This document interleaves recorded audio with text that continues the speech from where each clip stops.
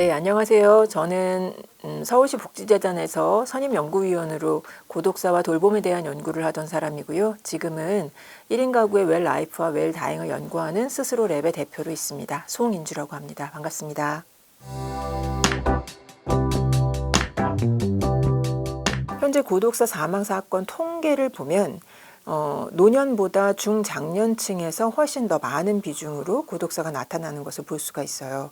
실제로 사망 연령은 모두 다 70, 80대 노인에 이제 치우쳐 있는데 왜 고독사 문제만 중장년 남성, 특히 남성에 이렇게 몰려 있는가에 대해서 우리가 좀 주목해야 되는 굉장히 중요한 사인이죠. 고독사 통계에서 5060 남성이 차지하는 비율이 54%에 이릅니다. 이 비율은 전체 고독사에서 굉장히 높은 비율이고 특히 남성에서 특정 연령에서 이렇게 많이 나타나는 것은 특이하고 이상한 문제다라고 봐야 하는 상황이에요. 근데 고독사는 사실은 굉장히 오래된 단절과 여러 가지 생애 사건이 엉키고 설켜서 누적되어서 나타난 결과물이다라고 봐야 될 것 같아요. 단 한 가지 이유로 나타나는 현상은 아닙니다.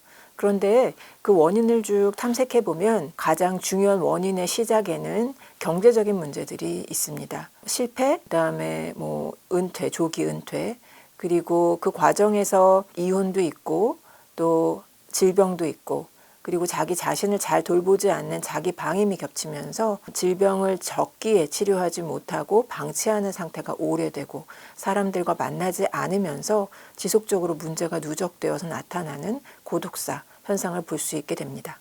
각각 고립의 원인이나 특성에는 어떤 차이가 있을까요? 네, 무엇보다도 중장년은 경제적인 문제에서 시작되는 고립이 더 많이 발생한다면 노년은 질병이라던가 사별, 이런 어떤 생애 사건에서 나타날 만한 여러 가지 문제점들로 인한 고립이 더 많이 나타나는 것을 볼 수 있습니다. 질병 고립의 대표적인 유형으로는 사실 갑자기 이제 건강한 사람이 병자가 되는 순간 우리는 모두 다 고립을 경험해요. 여기 계신 분들 중에도 그러니까 갑자기 병이 나타나서 치료를 하거나 입원을 하거나 수술을 하게 된 경험이 있으실 수 있을 거예요. 건강한 사람이었다가 환자가 되는 순간 굉장히 다양한 여러 가지 상호작용이 끊기고 그리고 고립되는 경험을 합니다. 그리고 더불어 노년층에서 고립되는 질병의 대표적인 것이 바로 치매입니다. 치매는 자기의 정체성을 상실해 나가는 질병이기 때문에 질병 자체의 성격이 고립을 부추깁니다. 그래서 그 전에 사람들과 관계 맺기가 전혀 안 되고 그 상하작용이 단절되면서 자연스럽게 고립되죠. 그런데 중장년의 고립은 노년의 고립과는 좀 성격이 다르게 경제적인 문제, 그 문제를 해결하기 위해서 집중하는 과정에서 나타나는 고립이라고 볼 수 있을 것 같습니다. 은퇴 이후에 나타나는 문제로는 경제적인 문제만 생각하기 쉬운데 사실은 사회적인 역할이 즉 정체성이 상실되는 것을 말합니다. 내가 한참 일할 나이, 모든 사람들이 출근하는 시간대에 집에 있고 아무도 없는 공간에 혼자 앉아있는 순간 사람들이 굉장히 정신적으로 어려움을 겪게 돼요. 그것을 우리는 우울이나 무기력이라는 말로 표현하기도 하는데 이런 상태는 경제적으로 조금 더 다른 어떤 도약을 하거나 새로운 계획을 세우기 위해서 에너지를 써야 하는 시기에 그것을 적기에 잘 할 수 있지 못하게 만드는 걸림돌이 되기도 합니다. 그러니까 이런 트윈쇼크라는 표현을 쓰셨는데 경제적인 어려움이나 현재 가지고 있는 나의 어려움을 슬기롭게 해결하기 위한 이성적인 판단을 해야 되는데 그 판단에 이 정서적인 어려움이나 역할의 상실로 인한 무기력 이런 것들이 이런 그 슬기로운 판단을 저해하는 요인이 될 수 있는 거죠.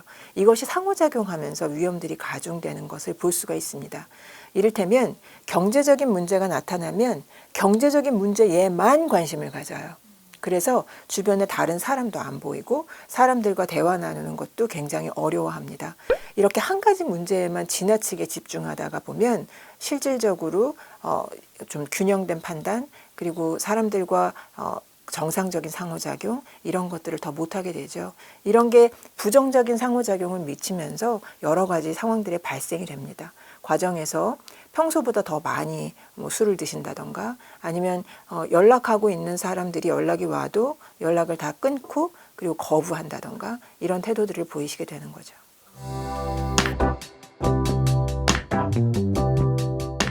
사실은 우리나라가 건강보험이 잘 돼 있는 편이에요. 그래서 일반적인 많은 질병들은 건보 혜택을 받을 수 있고 건보 체납자만 아니라면 혜택을 충분히 받으실 수 있습니다.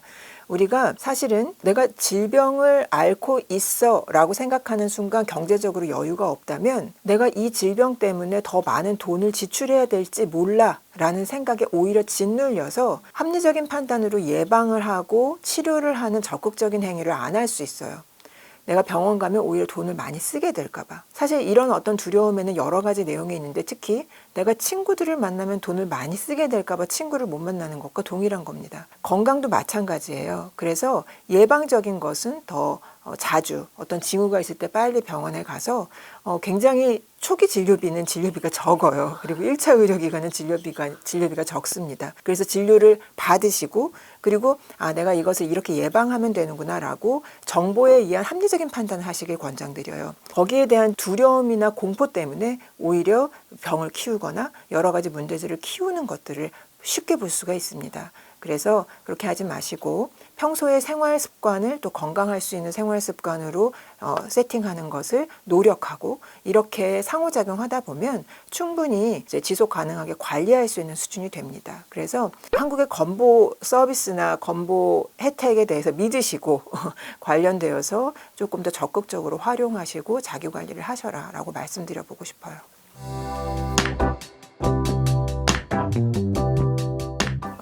일단 5, 60대의 1인 가구가 되는 것은 여러 가지 경로가 있습니다. 일단 첫 번째는 이혼을 들 수가 있고요. 두 번째는 일자리를 찾아서 1인 가구가 되는 경우가 있습니다.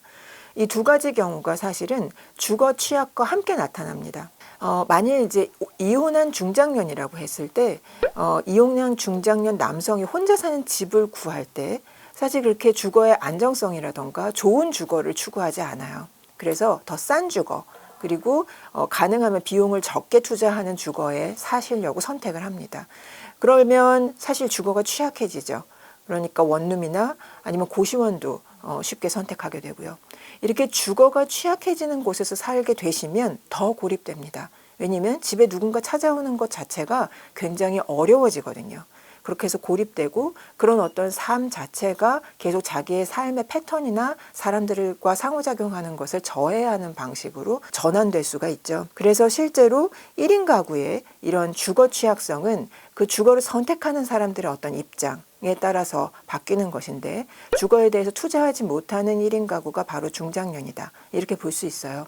청년 1인 가구도 고시원에 많이 사는데 청년기는 자기가 뭔가 이것을 감내해서 돈을 모으고 이걸로 어떤 도약을 해야 되겠다라는 목표를 분명히 가지고 하는 사람들이 있는 반면 중장년은 굉장히 포기를 하거나 그리고 자기 삶에 대해서 별로 기대하는 것이 없는 사람들이 취약한 주거를 선택하는 경우가 많아요. 그래서 이 주거와 중장년 1인 가구는 굉장히 연결성이 많이 됩니다. 그래서 취약한 주거일수록 중장년 남성이 많이 사는 것을 볼 수가 있어서 관련돼서 정부의 정책이나 지원 서비스들이 굉장히 많이 필요하고 실제로 주거급여는 다른 기초수급 제도보다 훨씬 더 혜택을 빨리 받을 수 있는 경제 수준으로 지금 세팅이 되어 있어요. 그래서 그런 필요가 있으시면 주거급여 혜택을 받으셔라라고 말씀드리고 싶고 더불어 이제 일자리 취약성은 사실은 여기 계신 분들이 모두 다 이 방송을 들으시는 분들이 모두 다 아시겠지만 최근에 그렇게 일자리가 많지 않습니다. 게다가 이제 뭔가 주된 일자리에서 은퇴하신 분들이 대체로 50대 초반인데 은퇴한 이후에 새로운 일자리를 찾으려고 해도 그전에서 얻었던 급여의 한 50%에서 60% 정도밖에 안 되는 급여를 받게 되고 게다가 일자리가 안정적이지도 않고 내가 나의 기술로 일자리를 얻으려고 해도 내 기술로 나를 채용하려는 곳이 없고 다 나이가 많다고 잘리게 됩니다. 이런 어떤 과정을 몇 번 겪게 되면 다 대체로 노무직에서 일을 하시게 돼요. 노무직 일자리라는 것도 사실은 중장년이 건강을 유지하고 그 일을 건강하게 해낼 수 있다면 괜찮은데 노무직 일자리도 하청의 재하청 일자리 같은 경우는 안전관리도 잘 안 돼 있고 일자리에 참여하는 사람들에 대한 건강보장이라던가 안전권에 대한 조치가 굉장히 잘 되어 있지 못하는 경우가 있어서 일하시다가 많이 다치십니다. 이런 것들을 보면 실제로 일 과정에서 얻어지는 질병 문제도 굉장히 있을 수 있고, 그리고 최근엔 플랫폼 노동이나 배달 노동도 많이 하시는데 사건 사고도 많이 나타나는 그런 노동의 현장이죠. 그래서 질 나쁘거나 아니면 안정성이 떨어지는 일자리에서 일하시게 될 가능성이 높아집니다. 이 과정에 두 가지 문제들을 함께 가지고 있게 되는 거죠. 주거의 불안정, 그다음에 일자리의 불안정. 이제 이 문제들을 개인이 다 감당해야 하는데 사회 정책적으로 고민을 해야 되는 부분이라고 생각합니다.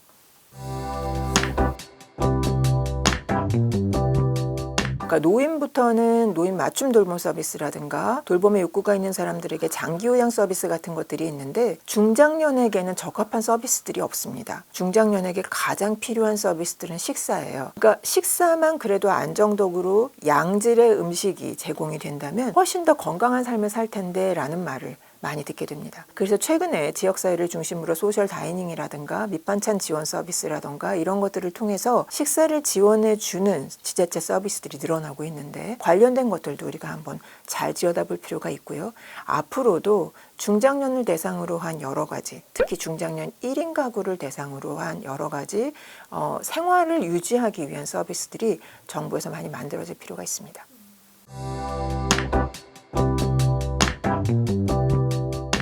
네, 우리나라에는 고독사 예방 및 관리에 관한 법률이 있습니다. 그 법률에 따르면 고독사는 이렇게 정의되어 있어요. 단절된 채 살던 사람이 자살, 병사 등으로 사망하고 발견되는 죽음이다. 이렇게 정의되어 있습니다.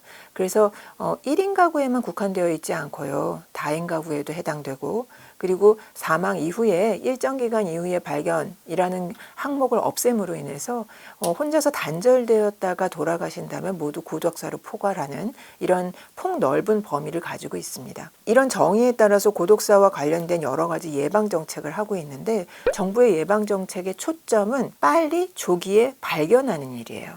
그러니까 사망한 사람을 발견하는 것 외에도 고립된 사람들을 발견하는 것. 그래서 주로 주거 취약계층, 혼자 사는 1인 가구들이 많이 몰려 있는 곳, 이런 곳에 복지관의 담당자라든가 아니면 동주민센터의 사회복지 전문 요원이라든가 이런 사람들이 자주 방문하면서 이제 이런 것들을 아웃리치라고 하는데 아웃리치 하면서 사람들이 어느 곳에서 살고 계신지 혹시 돌봄이 필요한데 손을 내밀지 못하는 사람들은 있는지를 조사합니다.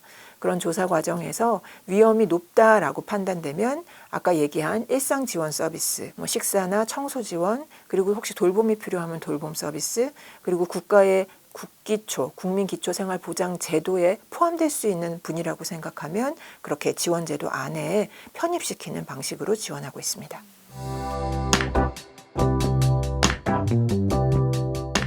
네, 이거는 현장에 계시는 많은 분들이 반복해서 강조해서 말씀하시는 부분인데 가장 중요한 것은 이웃이 이 사람 굉장히 어려워요. 도움이 필요할 것 같아요. 라고 추천하고 신고한 사람이라고 해도 본인이 거절하는 경우가 가장 개입하기 어렵습니다. 실제로 고독사 현장은 이 거부하는 분들에 대한 대응을 어떻게 하는지가 아주 오랜 고민거리인데요. 거부는 사실은 아직은 나는 괜찮아요. 다른 사람 도와주세요. 이렇게 좋은 말로 하기는 하지만 그 안에는 여러 가지 내포되는 의미가 있습니다. 귀찮다라는 표현이기도 하고 그리고 자기의 이 무기력하고 남루한 삶을 누군가에게 보여주고 싶지 않아 라고 자기를 보호하는 보호막이기도 하고 그리고 나는 스스로 무언가를 해나가려고 지금 노력 중이니 신경 쓰지 마세요.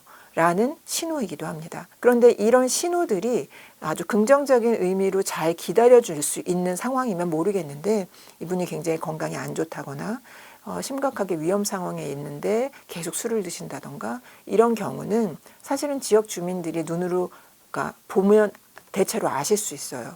그래서 이런 분들은 권유해서 지속적으로 돌봄이 필요하다 이런 서비스를 권유해드리고 그리고 함께 무언가를 하자라고 계속 유인하는 굉장히 반복적이고 꾸준하고 인내가 필요한 접근을 해야 합니다. 그래서 거부하는 분들이 가장 어렵죠.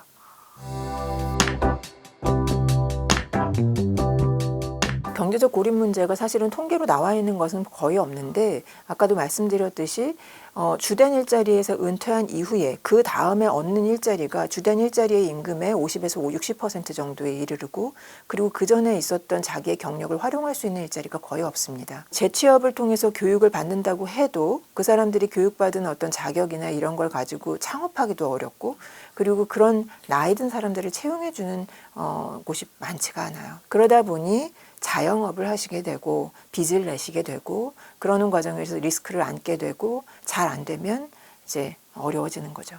이런 상황들에 몰리지 않게끔 하기 위해서 오히려 무기력하게 집에 계신 분들도 많이 있습니다. 이런 종합적으로 봤을 때 실제로 중장년들이 자신의 어떤 지혜라던가 삶의 어떤 경험들을 가지고 무언가를 할 수 있게끔 기회를 주는 것은 사실은 사회적으로 조금 고민해야 되는 부분입니다. 시장이나 시장 경제에서 할 수 있는 부분뿐만 아니라 사회 연대 경제라고 해서 최근에는 협동조합이라던가 다양한 어떤 지역사회에서 필요한 서비스라던가 활동들을 개발하는 방식으로 일자리를 만들 수도 있고 그 다음에 공공에서 만드는 사회적 일자리도 이 중장년들에 조금 더 맞게 이들의 능력과 역량을 그래도 조금 더 활용할 수 있는 방향의 그런 사회적 일자리도 많이 만들어서 공공이나 그 다음에 서비스 영역에서 이들이 손을 내밀고 같이 일을 할 수 있게끔 이렇게 지원해야 하죠. 지자체 돌봄 서비스에서 최근에 이제 관심을 많이 가지고 있는 것은 IoT 서비스 같은 겁니다. 그러니까 움직임 감지 센서를 집안에 부착을 해서 내가 갑자기 쓰러졌거나 움직임이 전혀 감지가 되지 않으면 위험 신호가 통제실에 가고 그 신호에 따라서 누군가 방문을 하는 거예요. 그런데 실제로 이제 이런 IoT 서비스는 이런 것을 이용하는 사람에게 그렇게 체감되는 서비스는 아닙니다. 내가 못 쓰러지면 누군가 알아서 찾아오겠지라는 것은 일상생활에서는 느끼기 어렵거든요.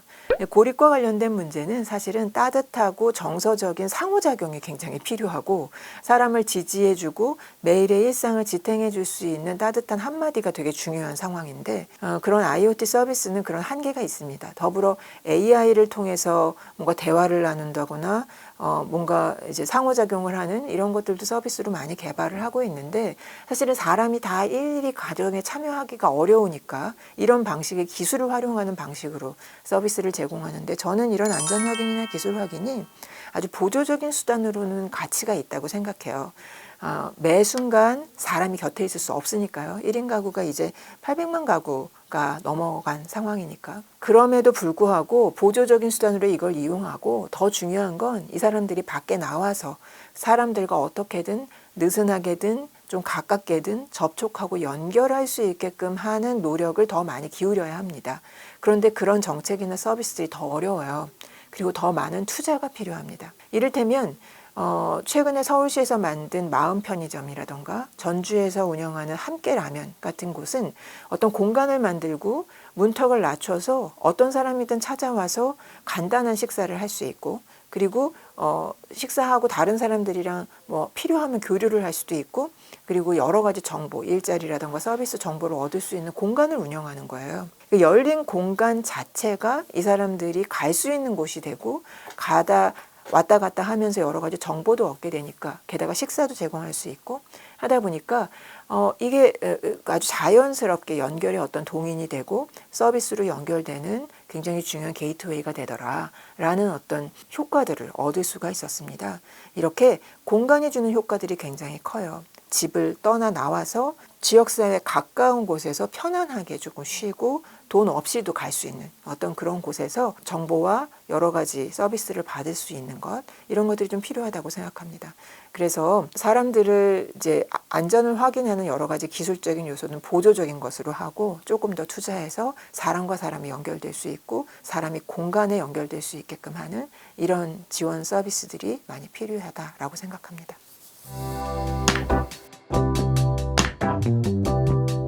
네, 정신건강복지센터는 이미 정신질환으로 진단이 된 사람들만 갈 수 있는 곳이에요.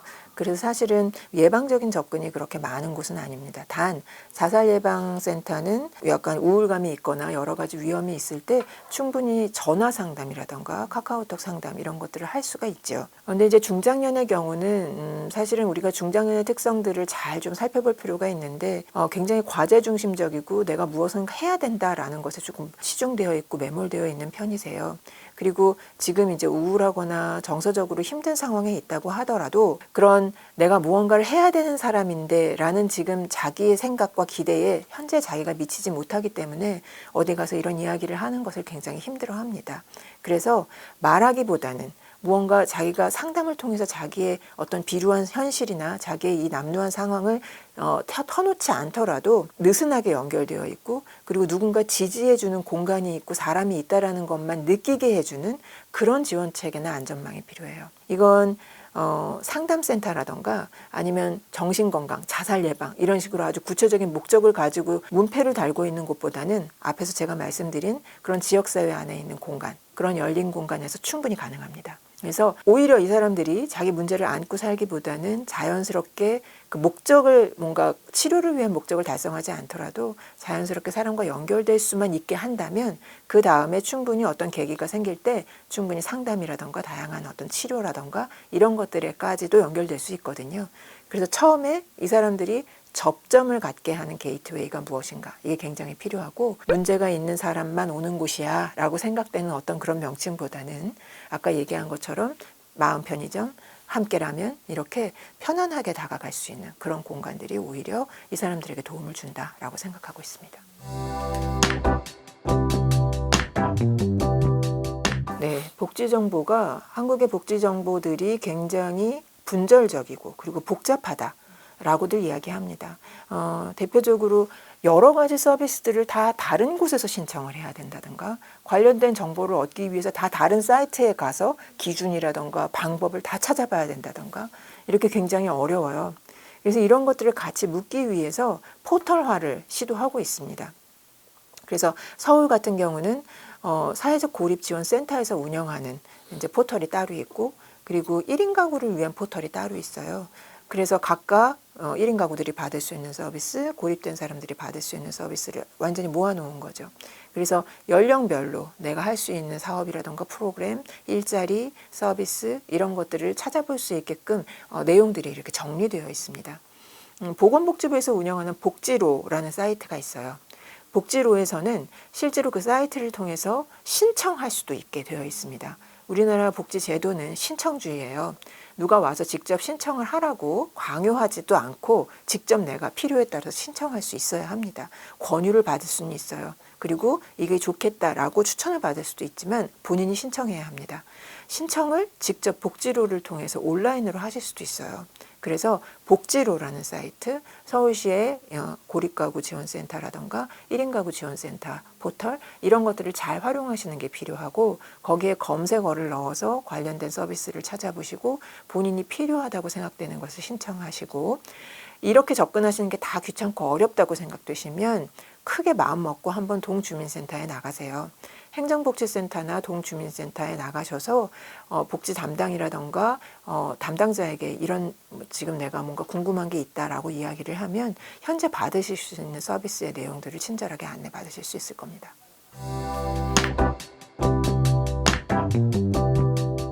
개인이 내가 고독사에 위험한가 아닌가를 체크하는 체크리스트 중에 핵심은 뭐냐면 내가 필요할 때 나를 도와줄 사람이 주변에 있는가를 파악해 보시는 거예요. 여러분 휴대폰에는 굉장히 많은 사람의 전화번호가 들어가 있을 겁니다. 하지만 이 세 가지 상황에서 내가 전화할 사람이 있는지를 한번 지금부터 체크해 봐 주세요. 첫 번째, 내가 마음이 울적할 때 전화해서 위로받을 사람이 있는가? 두 번째, 내가 갑자기 아플 때 나를 돌봐줄 사람, 와서 죽이라도 끓여주고 약이라도 사다 줄 사람이 있는가? 세 번째, 내가 갑자기 큰 돈이 필요할 때 돈을 빌려줄 사람이 있는가? 이 세 가지 질문을 드려봅니다. 세 번째 질문이 아마 가장 많이 없으실 거예요. 이 세 가지 질문에 모두 없다라고 대답하는 한국의 성인이 무려 30%가 넘어갑니다. 이게 굉장히 이제 심각한 상황인데 내가 구체적으로 지원받을 사람이 없다라고 생각되는 것을 우리는 사회적 고립이라고 얘기해요. 이것과 유사한 특성으로 우리가 외로움에 대해서 측정을 하기도 하는데 외로움은 정서적인 상황입니다. 그래서 내가 사람과의 관계에서 기대하는 어떤 수준과 현실의 상황이 격차가 크다라고 생각할 때 느끼는 감정이 외로움이에요. 외로움보다는 고립, 그러니까 구체적으로 도와줄 수 있는 사회적 지지체계가 있느냐에 대한 질문을 스스로에게 한번 해보십시오. 그때 나는 가족이 있어. 나는 누군가 도와줄 거야 라고 생각되는 사람이 있다면 여러분 행복하신 거고 그분들에게 잘하셔야 돼요. 그렇게 해서 자기의 지지체계를 잘 관리해 나가시는 것이 여러분 인생을 굉장히 중요하게 또 이어가는 굉장히 중요한 끈이 될 겁니다.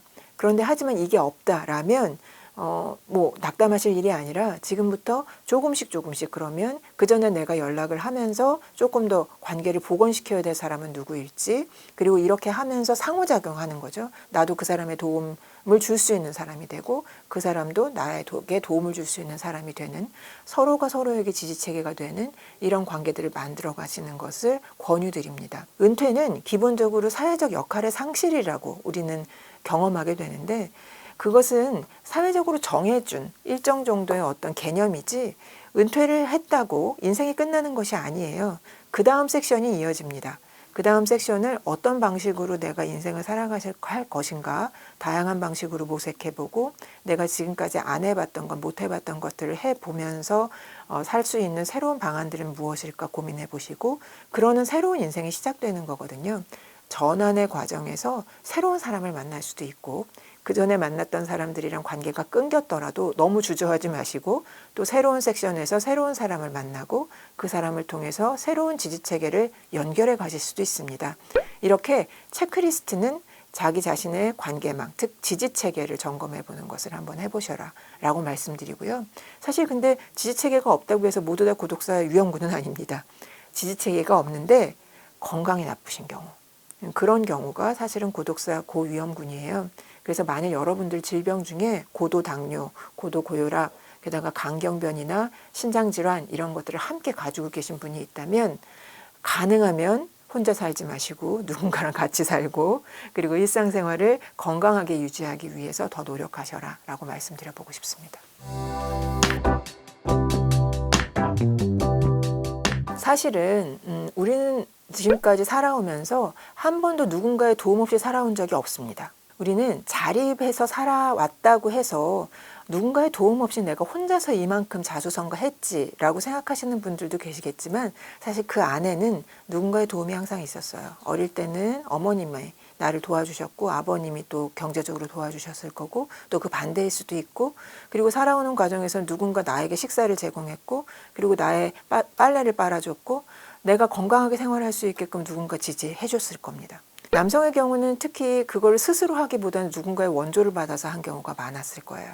그런데 실제로 지금 여러분들의 주변에 만약 그걸 해줄 수 있는 사람이 없다면 그것부터 하셔야 됩니다. 자기가 자기 돌봄을 제대로 할 수 있을 때 그 다음에 사회적인 역할, 그 다음에 지역사회와 국가를 돌보는 일까지 해낼 수 있는 거거든요. 그래서 먼저 저는 자기 돌봄을 잘 하시라 라고 말씀드려보고 싶어요. 그 과정에서 자신감이 붙으면 사회적인 서비스에도 충분히 연결될 수 있습니다. 아 맞아, 내가 예전에도 가족의 도움을 받아서 살았던 거지 이제는 조금 사회적인 도움을 받아도 돼. 왜냐하면 우리가 어려울 때 내지는 우리가 조금 더 다른 사람보다 위험에 빠졌을 때 안전망으로 보장되기 위해서 지금까지 세금을 내신 거예요.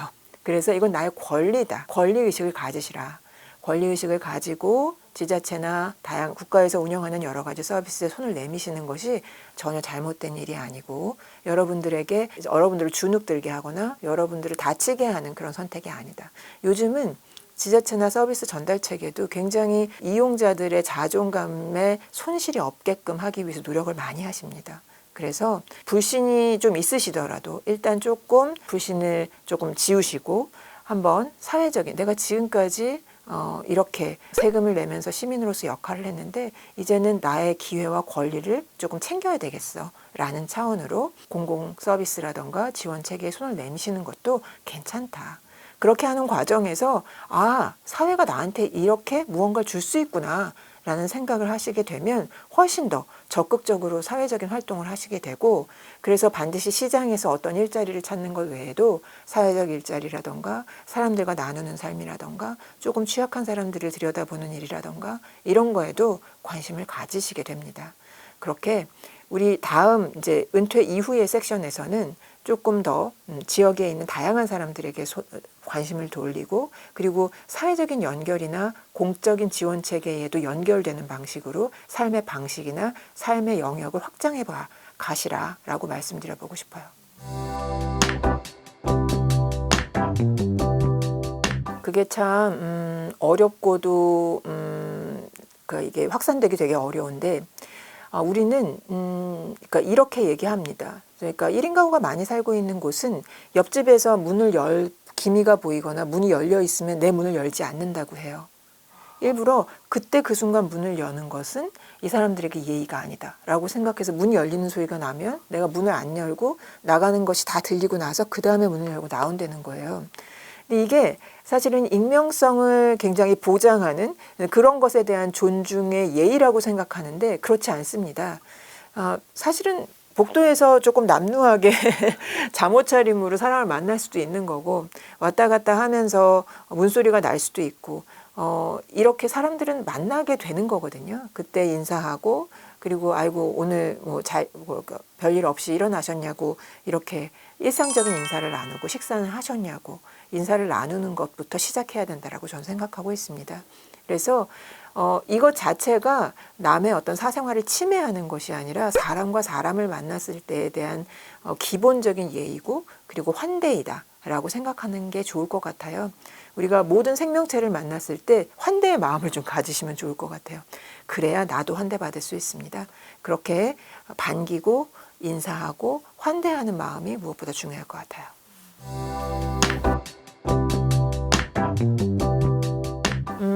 실제로 기본적으로 우리가 50대 이후부터는 2년마다 한 번씩 건강검진을 하라고 국가검진센터에서 연락이 오죠. 그때 또 연령에 따라서 또 추가하는 검진들이 생기고 합니다. 근데 국가에서 그렇게 모니터링 해주고 관리해주는 건강검진 항목만 해도 큰 문제가 없다라는 이야기들을 저는 많이 듣게 돼요. 우리가 굉장히 비용을 많이 내서 아주 좋은 건강검진을 받는 것을 마치 굉장히 사회적인 지위를 얻는 것처럼 생각할 수 있는데 그렇지 않습니다.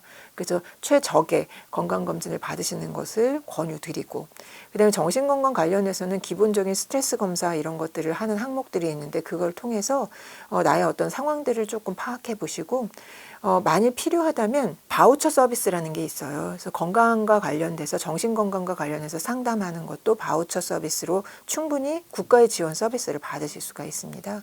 그래서 온국민 마음건강 서비스라는 것이 있기 때문에 바우처로 건강검진 상담이라던가 아니면 정신건강 상담 같은 걸 하실 수 있으니까 이런 것들도 한번 찾아보시고 지원해 보시면 어떨까라는 생각이 듭니다.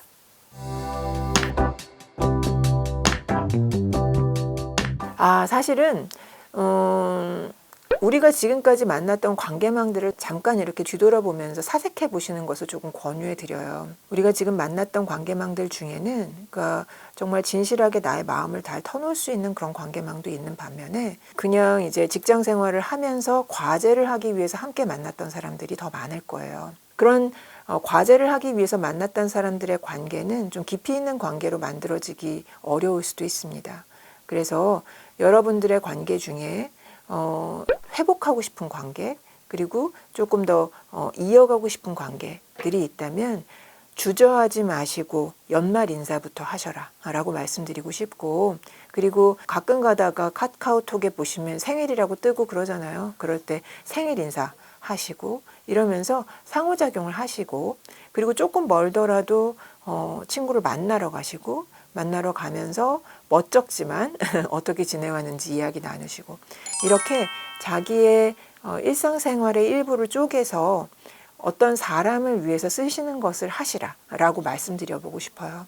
그게 가족뿐만 아니라 내 주변에 있는 지인들 중에 내가 예전에 참 고마웠던 사람들, 그리고 내가 회복하고 싶거나 이어가고 싶은 관계의 경우는 이렇게 계속 시간을 투자하시고 관계망을 이어가려는 노력을 하셔라 라고 말씀드립니다. 관계망은 특별한 어떤 그 노력이나 기술로 만들어지는 것이 아니라 관심과 시간으로 만들어지는 거예요. 그래서 뭔가 그러니까 밥이라도 사고 술이라도 한 잔 사야지만 관계가 이어진다라고 생각하실 수 있는데 그렇게 생각하지 마시고 관심과 시간으로 관계망은 만들어진다라고 생각하시고 연락을 해보실 것을 권유드립니다.